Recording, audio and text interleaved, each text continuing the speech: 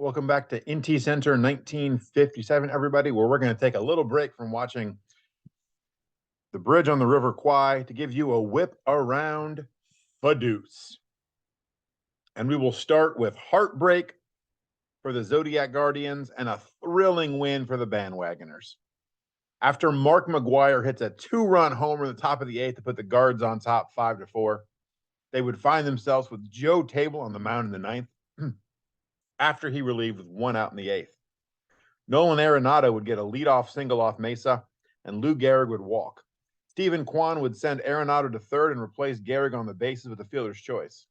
Yogi Berra would single to score Arenado, tying the game and putting Kwan on third. Mesa would strike out Mickey Mantle for the second out, but would walk Juan Soto to load the bases.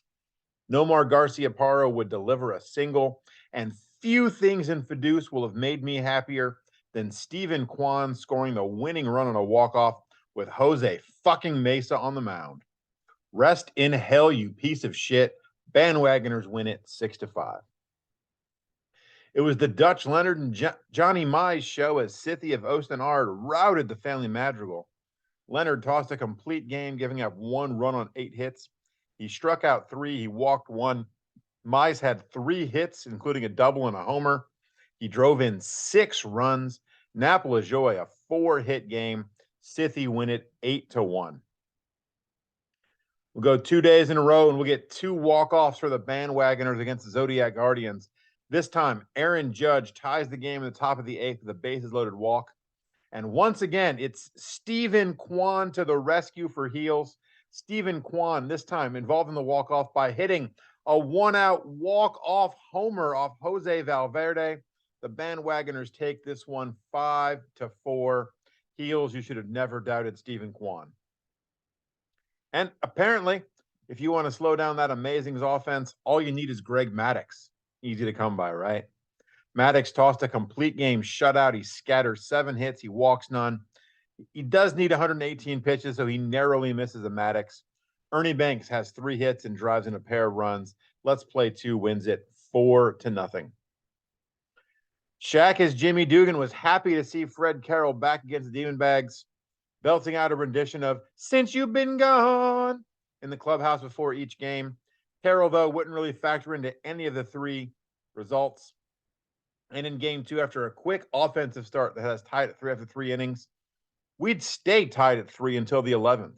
With 2 outs in the 11th, Wang Chi, the manager, not the GM/board user, would push the right buttons. He'd send up Dave Parker as a pinch hitter, and Parker would send a 1-0 offering 353 feet into the stands for a walk-off winner. Demonbags take it 4-3. We head to getaway day, and Jose Rijo and Jacob deGrom give us a pitcher's duel. deGrom gives the Enhancers a complete game effort, giving up 2 runs on 5 hits. He strikes out 8. Rijo goes 7, gives up 1 run on 7 hits. Willie Hernandez provides 2 innings of scoreless relief to get the 6-out save. Kings of the North take it 2-1, and as Pointy says, that is such a Jacob deGrom game. The early season tailspin for Gales of November continues as a dominant performance from Dave Brown doomed them to a sweep at the hands of Stone Temple Seattle Pilots. Brown tossed a complete game shutout. He gives up just 2 hits. He walks 5. He strikes out 3. Barry Bonds draws 3 walks in the game. Very on brand for this Barry Bonds. Bill Dickey, Bill Dolan, and not a Bill, but Julio Rodriguez each had a pair of ribbies. The Pilots win it 7-0. We'll switch to our second set of games, and we had the Family Madrigal and Let's Play 2 slated for a doubleheader on the 16th, but they ended up needing more than just 18 innings. In the opener, Madrigal jumped out to an early lead with a 4-run first inning that includes a 2-run single from the battle droid himself, Roger Connor. They would score all 4 runs with 2 outs after an early double play from Lou Boudreau, and it happens after Billy Hamilton leaves the game after getting injured with a hit by a pitch. Let's Play 2 gets a pair of those runs back in the second. They then take the lead in the third with a 4 spot of their own. This one gets highlighted by a 3-run homer from Mr. Cub, Ernie Banks. Each team adds a run in the 6th, and Let's Play 2 wins the opener 7-5.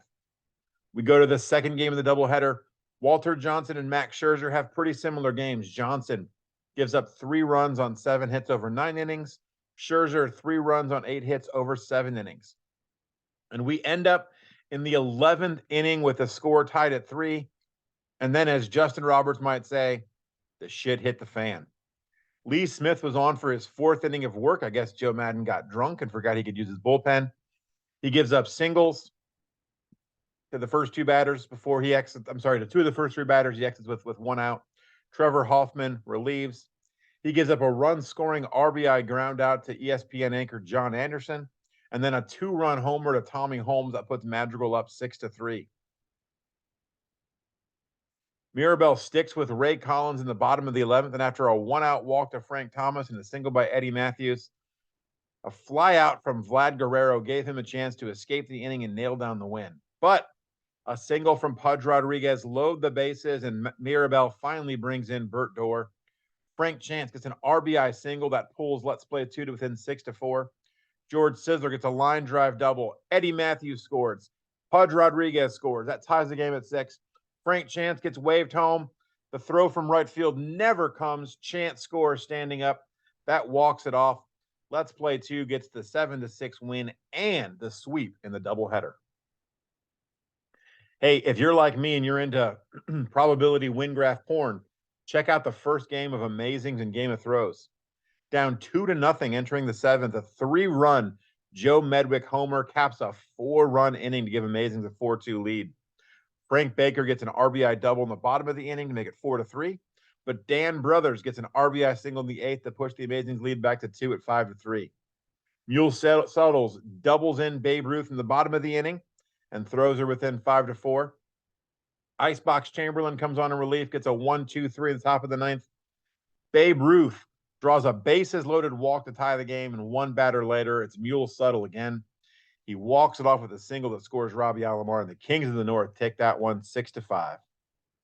Well, they say nothing lasts forever, even cold November rain, and that means the run of form posthumously for Vita Blue had to end at some point. Now, Blue wasn't bad in this one. He gives up 3 runs on 9 hits and 7 in the 3rd innings. All 3 runs come in the first 2 innings, then he was dominant after that.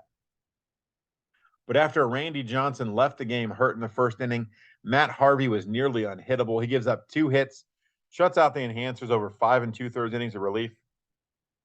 Chris Sale gets the final 8 outs of the game, and a Barry Bonds grand slam in the 9th removes any doubt. The Pilots take it 7-0. Amazings and Throws deliver my favorite scoreline in baseball, with Dizzy Dean and Rube Waddell putting on a clinic. Waddell tossed 8 1/3 innings, giving up an RBI single to Joe Cronin in the 6th. Willie Hernandez retired the final 2 Amazings of the night.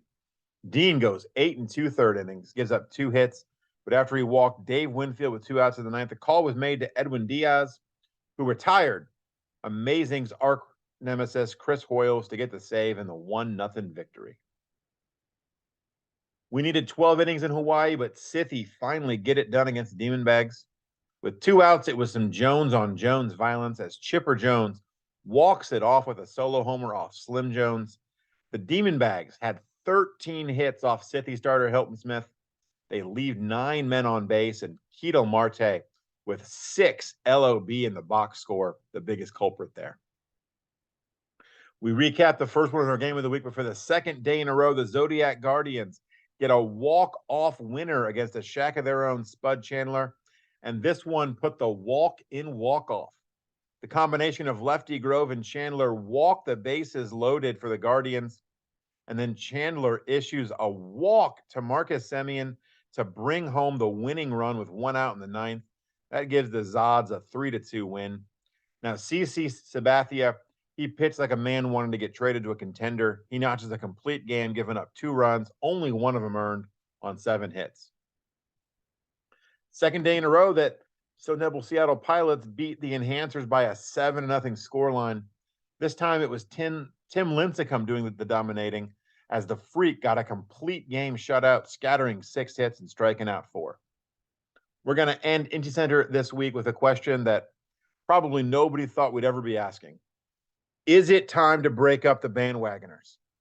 Every city won their 7th game in a row. They win this one in dramatic fashion, and they now sit just 2.5 games out of a wild card spot. But this win didn't come easy. Bullet Rogan tossed a gem for the Gales as he goes 8 innings, giving up 1 run on 6 hits. And we were tied at 1 heading into the 10th because Denny Driscoll goes 9 2/3 innings, giving up 1 run on 6 hits. In the 10th, it's a Mickey Mantle 2-out single off Tom Gordon, followed by a triple from Bryce Harper. We go to the bottom of the 10th. Eric Gagne released with a runner on and 2 outs in the bottom of the 10th. He retires Luis Arraez. The Bandwagoners get that 7th straight win, and it's a 2-1 win in 10 innings over the Gales. That'll do it this week for IntyCenter. We'll see you next time as the Russians look to launch Sputnik, and we continue to march our way through 1957 here in Fadus.